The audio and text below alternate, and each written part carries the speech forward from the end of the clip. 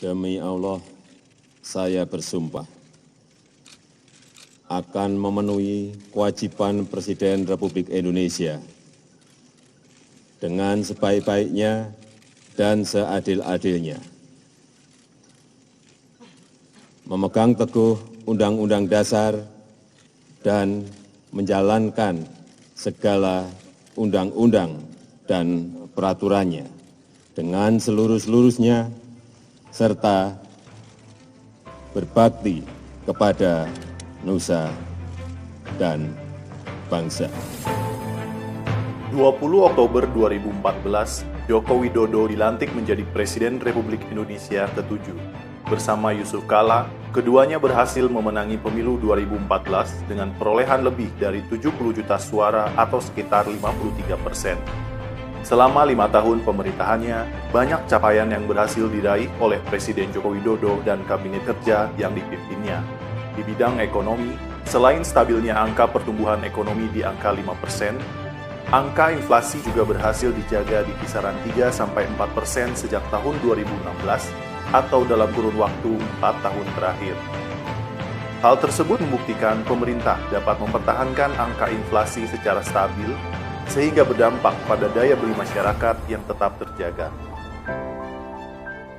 Sementara itu di bidang kesejahteraan dan pengentasan kemiskinan, Presiden Jokowi dan pemerintahannya berhasil menurunkan tingkat angka kemiskinan di Indonesia menjadi 1 digit. Untuk pertama kalinya dalam sejarah Republik ini, angka kemiskinan di Indonesia mencapai angka sekitar 9% pada tahun 2018.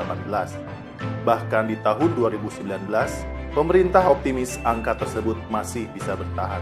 Saya apa? Ini coba, saya lapar, apa? Nyak pencot. Kerakyatan yang dibimbing oleh hikmat kebijaksanaan. Loh, 3 saja, nama menteri, nggak apa-apa. Nama pendeknya nggak apa-apa, boleh. Bu Megawati. Nama 2, Ahok. Nama 3, Prabowo.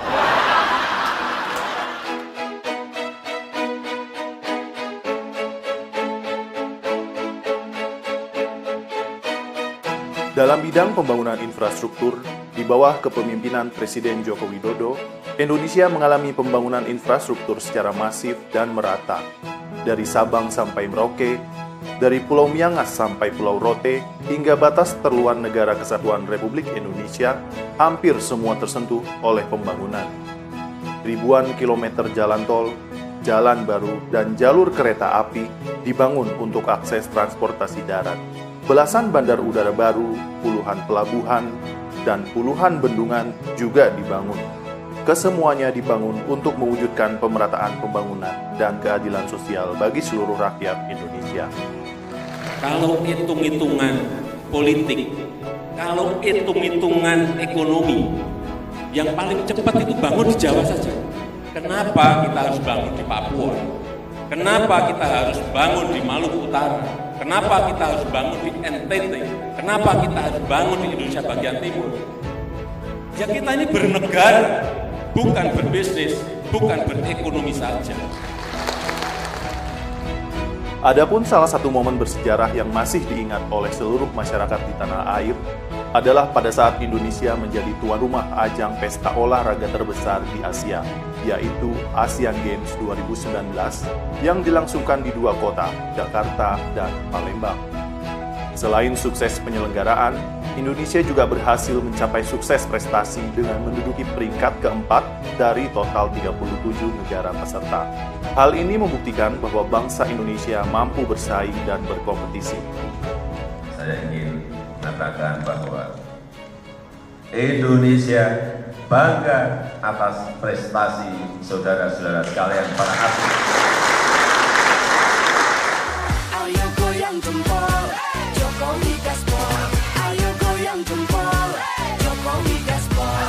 Jangan lupa bulan 20 Oktober 2019 nanti, Presiden Joko Widodo kembali diberikan kepercayaan oleh rakyat Indonesia untuk melanjutkan kepemimpinannya sebagai Presiden Republik Indonesia untuk kedua kalinya. kali ini bersama Kiai Haji Ma'ruf Amin, seorang ulama besar yang dimiliki oleh negara itu. Presiden Jokowi dan Kiai Haji Ma'ruf Amin berhasil memenangi pemilihan umum presiden dan wakil presiden tahun 2019 dengan jumlah suara sekitar 85 juta suara atau sekitar 55%. Semuanya kita bersatu di sini untuk Indonesia maju. Angkat jarinya, angkat jempolnya.